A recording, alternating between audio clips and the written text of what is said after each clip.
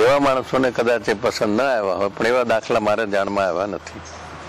એ વધારે તો કડક અધિકારી, શિસ્તમાં માનનારા, કોઈ જગ્યાએ એમને બાંધછોડ ન ચાલે. ડિસેમ્બર 1924માં તેમની બદલી પંચમહાલના મુખ્ય કાર્યાલય ગોધરામાં કરવામાં આવી. મોરારજીનું ગોધરા આવવું તેમના જીવનના સૌથી મોટા પરિવર્તન માટેનો ગવાહ બની ગયો. મેજિસ્ટ્રેટ એવા મોરારજીભાઈના જીવનમાં ગોધરાએ શું કરી હલચલ? ફિરંગીઓની નોકરી છોડીને કેમ તેઓ બન્યા સ્વાતંત્ર્ય સેનાની? કેવી રીતે થયો સરદાર પટેલ અને ગાંધીજી સાથે મોરારજીભાઈનો ભેટો? જિલ્લા વિકાસ સદન નામથી ઓળખાતી ગોધરાની આ પંચમહાલ કલેક્ટર ઓફિસના કેમ્પસમાં મોરારજી દેસાઈની પ્રતિમા લાગેલી છે. આ જ ઓફિસમાં મોરારજીભાઈ કલેક્ટરના ખાનગી સહાયક તરીકે તો કામ કરતા હતા અને તેમની પાસે હતી ગોધરા તાલુકાની જવાબદારી પણ. ગોધરામાં મેજિસ્ટ્રેટની ભૂમિકાના 4 વર્ષ દરમિયાન તેમનું જીવન જ બદલાઈ ગયું. સપ્ટેમ્બર 1927માં ગણેશ ચતુર્થી વખતે નીકળેલા જુલુસ સાથે મુસ્લિમ વિસ્તારોમાંથી પસાર થયો.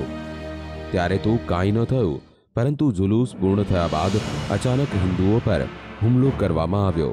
આ હુમલામાં કોંગ્રેસના પ્રમુખ પરસોત્તમ શાહનું મૃત્યુ થયું. આ ઘટના બાદ તત્કાલીન અંગ્રેજ કલેક્ટર ટ્યુડર ઓવને આ ઘટનાની તપાસ માટે મોરારજી દેસાઈને આદેશ આપ્યા.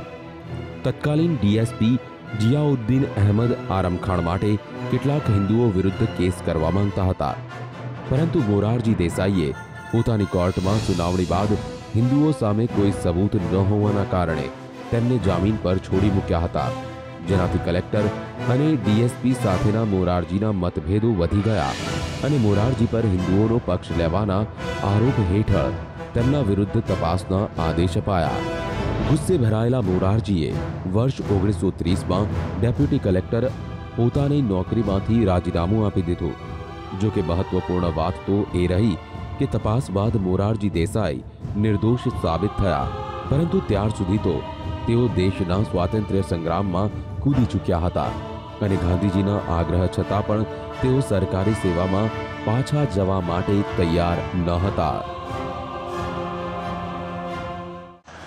એમણે નોકરી છોડવાનું વધારે પસંદ કર્યું. નોકરી છોડ્યા પછી ગાંધીજી મળવાના હતા લોર્ડ અરવિંદને, વાઇસરોયને. ત્યારે એમણે કહ્યું કે હું લોર્ડ અરવિંદને કહું કે તમને નોકરીમાં પાછા લઈ લે, કારણ કે તમે બિનદોષિત જાહેર કર્યા છે પછીની તપાસમાં. તો મોરારજીભાઈ કહ્યું ના, એકવાર છોડી એટલે છોડી. સરકારી નોકરી છોડ્યાના નિર્ણય બાદ 21મી મે 1930ના રોજ મોરારજી દેસાઈ કોંગ્રેસના સભ્ય બની ગયા અને સામેલ થઈ ગયા બારડોલી સત્યાગ્રહમાં. ઓક્ટોબર મહિનામાં કોંગ્રેસને ગેરકાયદેસર જાહેર કરીને મોરારજી દેસાઈ સહિત મોટા નેતાઓની ધરપકડ કરવામાં આવી હતી. ગાંધી અને સરદારને પ્રેરણા સ્ત્રોત માનીને મોરારજીભાઈએ બારડોલી સત્યાગ્રહમાં ઝંપલાવ્યો. પરિણામ સ્વરૂપ તેઓને પહેલીવાર સાબરમતી જેલમાં 4 મહિનાનો જેલવાસ કરવો પડ્યો. ત્યારબાદ 1932માં ફરી એકવાર 2 વર્ષ માટે તેઓ જેલમાં ગયા હતા. આ રીતે જેલવાસ અને આઝાદી આંદોલનની લડાઈ ચાલતી રહી. આ વચ્ચે 1931માં મોરારજી ગુજરાત પ્રદેશ કોંગ્રેસ સમિતિના અધ્યક્ષ બની ચૂક્યા હતા. જ્યારે બાળાસાહેબ ખેરના નેતૃત્વમાં પહેલીવાર 1937માં કોંગ્રેસની સરકાર બની, ત્યારે મોરારજીને મહેસૂલ મંત્રી બનાવવામાં આવ્યા હતા. મોરારજીનો મંત્રી તરીકેનો કાર્યકાળ 4 નવેમ્બર 1939 સુધી ચાલ્યો. સ્વતંત્રતા સંઘર્ષ અને જેલવાસનો સિલસિલો ફરી એકવાર શરૂ થયો. આખરે 1946માં જ્યારે મુંબઈ પ્રાંતમાં ફરી એકવાર કોંગ્રેસની સરકાર બની, તો મોરારજી વહીવટી કાર્યમાં ફરી પાછા આવી ગયા.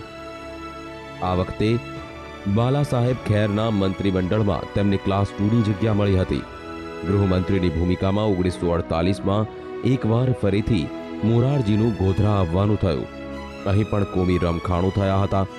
જે શહેરમાં થયેલા રમખાણો મામલે જ મોરારજી દેસાઈએ સરકારી નોકરીમાંથી રાજીનામું આપી દીધું હતું. તે જ શહેરમાં મોરારજી દેસાઈ મંત્રીની ભૂમિકામાં આવ્યા હતા.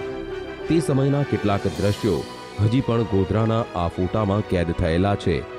બળેલા અને ભાંગેલા મકાનોની વચ્ચે ફરતા મોરારજી દેસાઈના આ ફોટાઓ ભગવાનદાસ ખરાડીએ પાડ્યા હતા.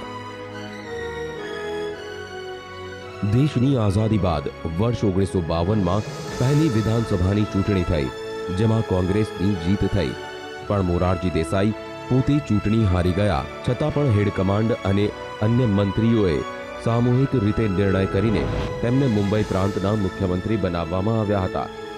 આ દરમિયાન મોરારજીએ વહીવટી અને સ્વરાજ સુધારવા માટે કેટલાય મહત્વપૂર્ણ કામો કર્યા હતા અને આ જ સમયમાં મહાગુજરાત આંદોલને જોર પકડ્યો. અમદાવાદ સહિતના શહેરોમાં હિંસા ભડકી હતી. પોલીસે રસ્તા પર ગોળીઓ ચલાવવાની ફરજ પડી. આ દરમિયાન ખુદ મોરારજી દેસાઈએ નક્કી કર્યું હતું કે મુખ્ય મુંબઈ રાજ્ય અસ્તિત્વમાં આવ્યા બાદ તેઓ મુખ્યમંત્રી નહીં રહે. આ રીતે મોરારજી દેસાઈ 31 ઓક્ટોબર 1956 સુધી મુંબઈ પ્રાંતના મુખ્યમંત્રી રહ્યા હતા. જ્યારે રાજ્યની પુનઃરચના બાદ મુંબઈ રાજ્ય અસ્તિત્વમાં આવ્યું તો યશવંતરાય ચૌહાણ મુંબઈના મુખ્યમંત્રી બન્યા હતા.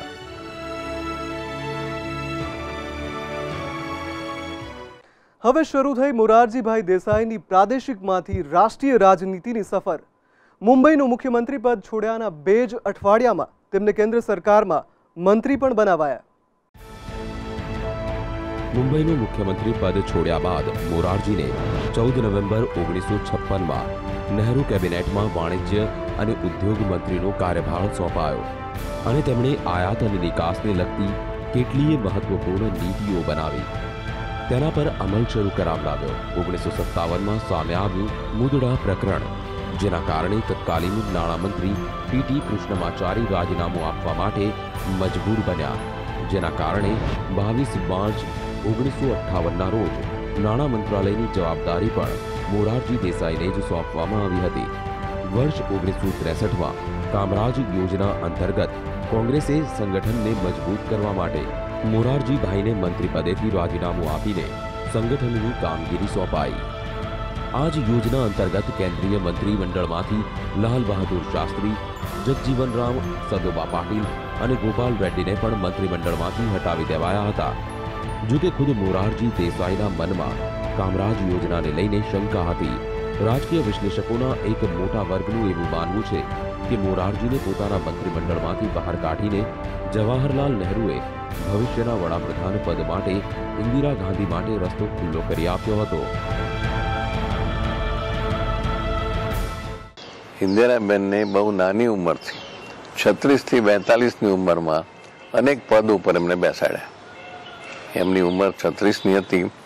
એમાં all India committee, all India Congress committee, એનું પાર્લામેન્ટરી બોર્ડ, એની માઇનોરિટી સેલ, પછી બાલ ભવન, પછી હેન્ડીક્રાફ્ટ બોર્ડ, ભાતના મહિલા કોંગ્રેસ, એમ એમને 6 વર્ષમાં આ બધા પદ ઉપર બેસાડવામાં કોઈનું ધ્યાન નહીં ગયું. આ બધા હોશિયાર લોકો હતા કે આ પંડિતજી શું કામ કરે છે. જો કે નહેરુએ માત્ર 4 મહિના બાદ શાસ્ત્રીજીને ફરીથી મંત્રીમંડળમાં લઈ લીધા હતા. શાસ્ત્રીજીના મંત્રીમંડળમાં આવવાના 3 મહિના બાદ જ આખરે 27 મે 1964ના દિવસે નહેરુનું મૃત્યુ થયું. તે સમયે કાર્યકારી વડાપ્રધાન ગુલઝારીલાલ નંદાને બનાવવામાં આવ્યા. કામરાજ કોંગ્રેસના અધ્યક્ષ હતા. તેમના નેતૃત્વમાં સિન્ડિકેટ મળી, જેમાં નીલમ સંજીવ રેડ્ડી, નિંજલિંગપ્પા અને એસ.કે. પાટીલ જેવા નેતાઓનો સમાવેશ થતો હતો. તેમણે મોરારજીની જગ્યાએ શાસ્ત્રીજીને વડાપ્રધાન બનાવવાનો નિર્ણય કર્યો. વાત એવી ચર્ચામાં આવી કે મોરારજીનો અક્કડ સ્વભાવ અને તેમની કોઈનું ન માનવાની પ્રકૃતિના કારણે તેમના પર નિયંત્રણ રાખવું મુશ્કેલ બની જશે. એવામાં શાસ્ત્રીજીને વડાપ્રધાન બનાવવાનો વિકલ્પ કઢાયો અને નહેરુ બાદ લાલ બહાદુર શાસ્ત્રી બન્યા દેશના બીજા વડાપ્રધાન. શાસ્ત્રીજીના મંત્રીમંડળમાં મોરારજીને 3જું સ્થાન આપવાનું નક્કી કરાયું, પરંતુ મોરારજી આ વાતથી સહમત ન હતા. લાલ બહાદુર શાસ્ત્રીનું માનવું હતું કે જવાહરલાલના મૃત્યુ બાદ નંદા થોડા સમય માટે કાર્યકારી વડાપ્રધાન રહ્યા હતા, તેથી મંત્રીમંડળમાં બીજા નંબરના સ્થાન પર તેમનો હક બને છે. પરંતુ મોરારજીએ એવું કહીને તેમનો વિરોધ કર્યો કે તેઓ નંદાથી વરિષ્ઠ છે અને કામરાજ યોજના અંતર્ગત તેઓ મંત્રીમંડળથી બહાર ન ગયા હોત તો કાર્યકારી વડાપ્રધાન તેઓ જ બનત. તેથી શાસ્ત્રી મંત્રીમંડળમાં 3જું સ્થાન તેમને મંજૂર નથી અને તેઓ મંત્રીમંડળમાં સામેલ ન થયા. પરંતુ ઇન્દિરા ગાંધી તેમાં સામેલ થઈ ગયા. ઇન્દિરા ગાંધીને સૂચના અને પ્રસારણ મંત્રી બનાવવામાં આવ્યા. આ તમામની વચ્ચે વર્ષ 1965માં ભારત અને પાકિસ્તાનનું યુદ્ધ થયું. યુદ્ધની સમાપ્તિ બાદ તત્કાલીન સોવિયત સંઘની મધ્યસ્થતાથી તાશકંદમાં ભારત અને પાકિસ્તાન વચ્ચે સમજૂતી થઈ. ભારત તરફથી શાસ્ત્રીજી તો પાકિસ્તાન તરફથી અયુબ ખાને આ સમજૂતી પર હસ્તાક્ષર કર્યા.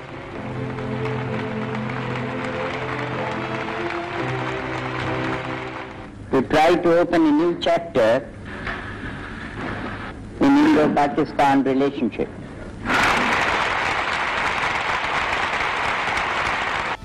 પરંતુ આ સમજૂતીને લઈને દેશમાં પ્રતિક્રિયા સારી નહોતી. ખુદ શાસ્ત્રીજીના પત્ની પણ આ વાતથી ખુશ ન હતા. આ પરિસ્થિતિમાં 10 જાન્યુઆરી વર્ષ 1966 તાશ્કંદમાં જ શાસ્ત્રીજીનું અવસાન થયું.